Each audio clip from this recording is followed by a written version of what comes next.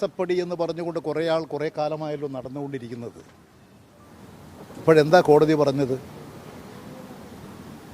ഇവിടെ കേരളത്തിൽ ഇടതുപക്ഷ ജനാധിപത്യ മുന്നണിയെയും കമ്മ്യൂണിസ്റ്റ് പാർട്ടിയും മാർക്സിസ്റ്റിനെയും തകർക്കുക എന്ന ലക്ഷ്യം വെച്ചുകൊണ്ട് സംഘടിതമായിട്ടുള്ളൊരു നീക്കമാണ് കുറച്ചു കാലമായി നടന്നു വരുന്നത്.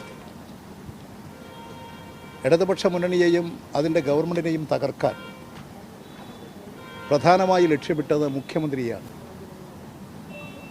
മുഖ്യമന്ത്രിയെ ലക്ഷ്യമിട്ടുകൊണ്ട് വേട്ട തുടങ്ങിയിട്ട് എത്ര കാലമായി? ലാവലിൻ കേസ് മുഖ്യമന്ത്രി അതിൽ പ്രതിയാണോ? പിണറായി വിജയനെ പ്രതിയാക്കണമെന്ന് പറഞ്ഞിട്ടല്ലേ കേസ് കൊടുത്ത കോടതി എല്ലാം അത് തള്ളിക്കളഞ്ഞില്ലേ? പ്രതി ചേർക്കണം എന്ന് പറഞ്ഞുകൊണ്ടാണല്ലോ കോടതിയിൽ പോയത്. അതും വസ്തുതകളില്ലാത്തതുകൊണ്ട് കോടതിയുടെ മുമ്പിൽ ഇപ്പോൾ നിലനിൽക്കുകയല്ലേ. അദ്ദേഹം പ്രതിയാണോ? ഇവിടെ മാധ്യമങ്ങൾ ഉണ്ടാക്കിയിട്ടുള്ള പ്രചാരബലം എത്ര വലുതാണ്.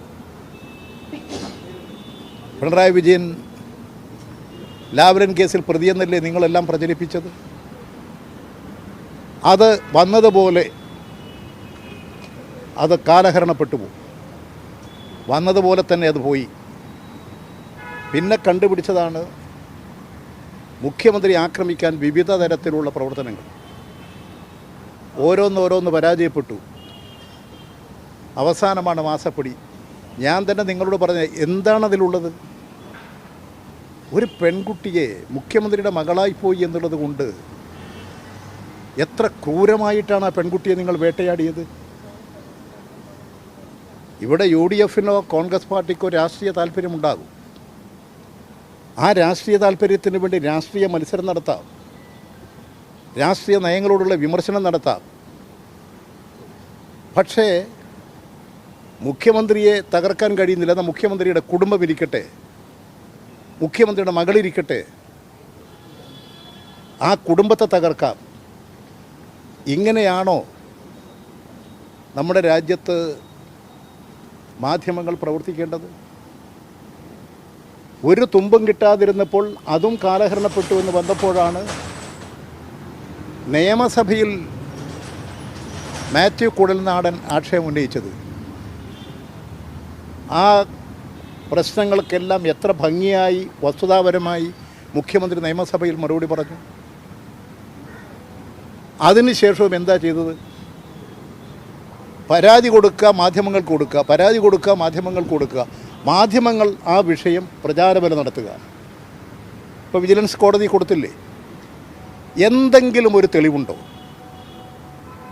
എന്തെങ്കിലും വസ്തുതാപരമായി എന്തെങ്കിലും ഒരു കാര്യമുണ്ടോ? എത്ര ഹീനമായ കൃത്യമാണിതെല്ലാം. ഇതാണോ രാഷ്ട്രീയം? ഇതാണോ UDF-ൻ്റെ രാഷ്ട്രീയം, കോൺഗ്രസിൻ്റെ രാഷ്ട്രീയം? ഇങ്ങനെ മാധ്യമങ്ങൾ ഉപയോഗിച്ചുകൊണ്ട് മുഖ്യമന്ത്രിയെയും കുടുംബാംഗങ്ങളെയും വ്യക്തിഹത്യ നടത്താൻ നിങ്ങൾ നടത്തിയിട്ടുള്ള പരിശ്രമങ്ങളെല്ലാം കോടതിയുടെ മുമ്പാകെ തകർന്നില്ലേ? കോടതി ചോദിച്ചു കുഴൽനാടനോട്. ഞാൻ ധരിച്ചു അദ്ദേഹം ഒരു വിവരമുള്ള വക്കീലാണെന്നാണ്. അദ്ദേഹം വയലാർ രവിയോടൊപ്പം കുറേ കാലം അദ്ദേഹം മന്ത്രിയായിരുന്നപ്പോൾ പ്രവർത്തിച്ച ആളാണ്. എന്തെങ്കിലും ഒരു തെളിവ് വേണ്ടേ? കോടതി നിരവധി വട്ടം ചോദിച്ചു, എന്താ തെളിവ്? എന്തെങ്കിലും ഒരു തെളിവുണ്ടോ? ഒന്നും തെളിവില്ലല്ലോ. ഇവിടെ നാട്ടിൽ നടത്ത പ്രസംഗം പോലെ ഒരു പ്രസംഗം കോടതിയിൽ പോയി നടത്തി. അതുവഴി വാർത്ത സൃഷ്ടിക്കലായിരുന്നില്ലേ ഇതിൻ്റെയൊക്കെ ലക്ഷ്യം? അതുകൊണ്ട് ബോധപൂർവം നുണപ്രചാരണം നടത്തുക, അടിസ്ഥാനരഹിതമായ ആരോപണങ്ങൾ ഉന്നയിക്കുക, ഒരു വസ്തുതയുമില്ലാതെ ആക്ഷേപം ഉന്നയിക്കുക. ഈ ആക്ഷേപങ്ങൾ ഉന്നയിച്ച് അതെല്ലാം തകർന്നടിയുമ്പോൾ വീണ്ടും എന്തെങ്കിലും ആക്ഷേപങ്ങൾ ഉണ്ടാക്കാൻ കഴിയുമോ എന്ന് നോക്കുക. ഇതൊന്നും ഒരു ശരിയായ രാഷ്ട്രീയ പ്രവർത്തനമല്ല. ഇതാണോ കോൺഗ്രസിൻ്റെ നിലപാട്? എനിക്ക് തോന്നുന്നു മാത്യു കുഴൽനാടൻ കോൺഗ്രസ് പാർട്ടിയിൽ നിന്ന് ഒറ്റപ്പെട്ടിട്ടുണ്ട്. അദ്ദേഹം കോൺഗ്രസ് പാർട്ടിക്ക് ഒരു പ്രമാദിത്വം സ്ഥാപിച്ചെടുക്കാൻ ഞാനാണ് കേമൻ VD സതീശനേക്കാൾ എന്ന് നിയമസഭയിൽ ഇല്ലാത്ത കാര്യങ്ങൾ പ്രചരിപ്പിച്ചുകൊണ്ട് നേതാവാകാൻ നടത്തിയ പരിശ്രമം, അതിനുവേണ്ടി നടത്തിക്കൊണ്ടിരിക്കുന്ന അധരവ്യായാമം ഇതെല്ലാം തകർന്നടിഞ്ഞില്ലേ? എന്താ ഇപ്പോൾ മാത്യു കുഴൽനാടന് പറയാനുള്ളത്? അദ്ദേഹത്തോട് എന്താ തെളിവ്? എന്താ നിങ്ങളുടെ മുമ്പാകെയുള്ള തെളിവ്? എന്താ മുഖ്യമന്ത്രി ഇതിൽ ചെയ്തത്? എന്തിനാ മുഖ്യമന്ത്രിയുടെ മകളെ പ്രതിയാക്കുന്നത്? എന്തിനാ മുഖ്യമന്ത്രിയെ പ്രതിയാക്കുന്നത്? ഈ കേസിൽ എവിടെയാണ് അഴിമതി? എവിടെയാ പ്രശ്നം? എല്ലാ കാര്യങ്ങളും കോടതി ചോദിച്ചപ്പോൾ ഒരു കടലാസെങ്കിലും കൊടുക്കാനുണ്ടായോ? അവസാനം കോടതി തന്നെ പറഞ്ഞില്ലേ, ഒരു തെളിവുമില്ല, ഒരു കടലാസ് പോലും തരാനില്ല. ഒരു പരാതി എഴുതി കൊടുത്ത് കോടതിയുടെ സമയം വരെ കളയുകയല്ലേ ചെയ്തത്.